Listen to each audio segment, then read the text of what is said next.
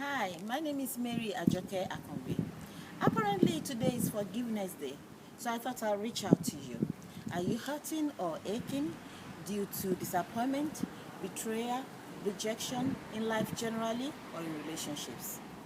Here's the thing. First of all, you need to forgive yourself for allowing yourself to be in such a situation, either knowingly, unknowingly, or due to trust. Then you forgive those who hurt you. Because in setting them free, you are setting yourself free to go on to achieve greatness, fulfill your destiny, and live the life you love. Because the best is truly yet to come. Do you want more inspirational, motivational, or healing resources?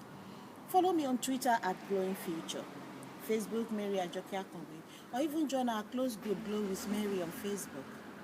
You can catch me on www.fusionplustv.com on the Glow with Mary show every Thursday, 8 to 9 p.m.